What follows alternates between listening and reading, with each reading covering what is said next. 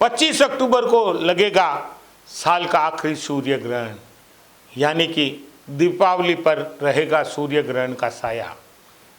इस बार दीपावली 24 अक्टूबर को मनाई जा रही है, लेकिन इस साल का अंतिम सूर्य ग्रहण 25 अक्टूबर को है, जिसे खगास सूर्य ग्रहण या खंडग्रास सूर्य ग्रहण भी कहा जाता है।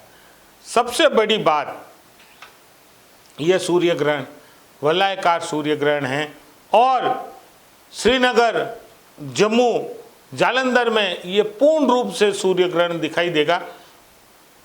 सूर्य ग्रहण पर हमें कुछ विशेष बातों का ध्यान रखना है। सबसे इम्पोर्टेंट बात कि सूर्य ग्रहण पर हमें भगवान का जाप करना है, हमें हनुमान चालीसा करनी है, हमें संकट मोचन का पाठ करना है, हमें ओम नमः शिवाय करना है, या हमें सर्व बाधा विनिर्मुक्तो धन धान्य सुतान्वित मनुष्यो मत प्रसादेन भविष्यति न संशय, यानी माँ दुर्गा की आराधना करनी है। ओम नमः शिवाय की माला भी आप कर सकते हैं, ओम हनुमंते नमः के भी आप माला कर सकते हैं।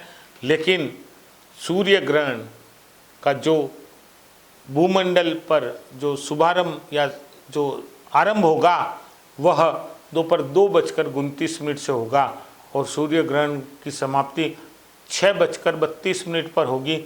यानी कि आपको 2:29 से लगाकर 6:32 तक भगवान का जाप करना है, भगवान की आराधना करनी है, भगवान की स्तुति करनी है। आप ग्रहण के दौरान घर के बाहर नहीं निकलें। ग्रहण की छाया अगर आप पर पड़ती है तो बहुत खराब होगी, क्योंकि यह ग्रहण सबसे खराब ग्रहण है।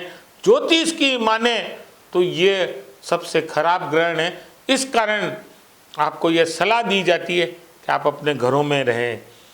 इस दौरान सूर्य का आधा हिस्सा छिप जाएगा। सूर्य को जब ग्रहण लगता है तो सूर्य का आधा हिस्सा छिप जाता है और सूर्य जो हमें तेज देता है वह तेज नहीं दे पाएगा और सूर्य ग्रहण की जो छाया हैं उसका नकारात्मक प्रभाव हमारे शरीर पर पड़ेगा। ज्योतिष में सूर्य को ग्रहों का राजा माना जाता है, लेकिन राहु केतु सूर्य पर ग्रहण लगाते हैं, इसी कारण सूर्य ग्रहण होता है। लेकिन इस बार का जो ग्रहण है वह शाम 4:29 पर अपने चरम पे होगा और इस वक्त ये पूरे भारत में दिखना शुरू हो जाएगा।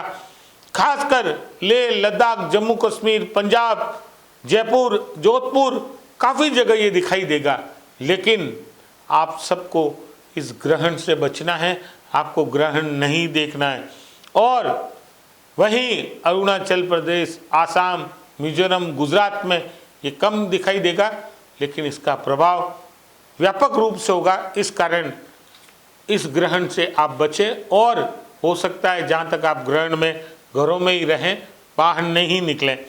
और सबसे इम्पोर्टेंट बात, ये जो ग्रहण की एक पौराणिक कथा है उसमें ये कहानी बताई जाती है कि जब समुद्र से अमृत निकला था और भगवान विष्णु मोहिनी रूप से देवताओं को पिला रहे थे, तो सौरभानु नामक राक्षस ने वेश बदल कर देवताओं की लाइन में खड़ा हो गया और वह अमृत का पान कर चुका था। लेकिन सूर्य और चंद्रमा ने जाकर विष्णु भगवान को बता दिया।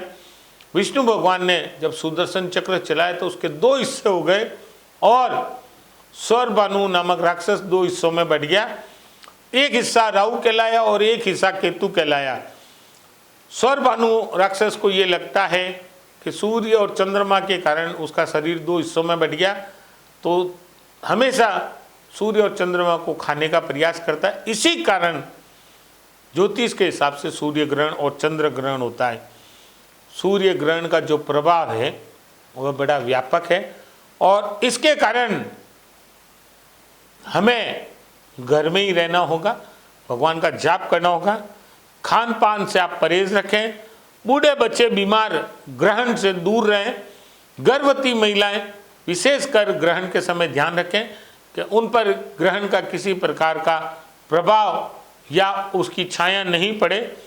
इसके अलावा ग्रहण के पश्चात आप अपने घर और पूजा स्थल को गंगा जल से शुद्ध करें और ग्रहण के सूतक काल जो सुबह 25 अक्टूबर को 4:15 से आरंभ होगा, तो सूतक काल के दौरान आप सूतक काल लगने से पहले घर में पानी के बर्तन में, खाने पीने के सामान में कुशा का प्रयोग करें, यानी जिसे हम डाब कहते हैं हमारे शब्दों में, उसका प्रयोग करें।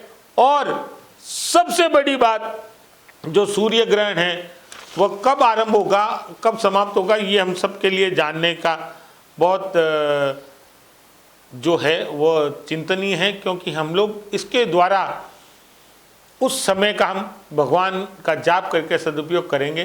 पूरे भूमंडल पर 2:29 यानी 25 अक्टूबर को 2:29 पर ग्रहण आरंभ होगा। ग्रहण का मध्य 4:29 पर होगा और ग्रहण का समाप्त 6:32 पर होगा। ग्रहण में हमें जो ये समय है, इस दौरान भगवान की पूजा पाठ करनी है। और जो ग्रहण है वह सूर्य ग्रहण है, और सूर्य ग्रहण को कभी भी आप नग्न आँखों से नहीं देखें। लेकिन भारत के लिए सबसे अच्छी बात है कि सूर्य ग्रहण जब समाप्त होगा उससे पहले भारत में सूर्यास्त हो चुका होगा, और इस कारण ग्रहण का प्रभाव हल्का से कम होगा, लेकिन विश्व में बहुत व्यापक होगा। नमस्कार।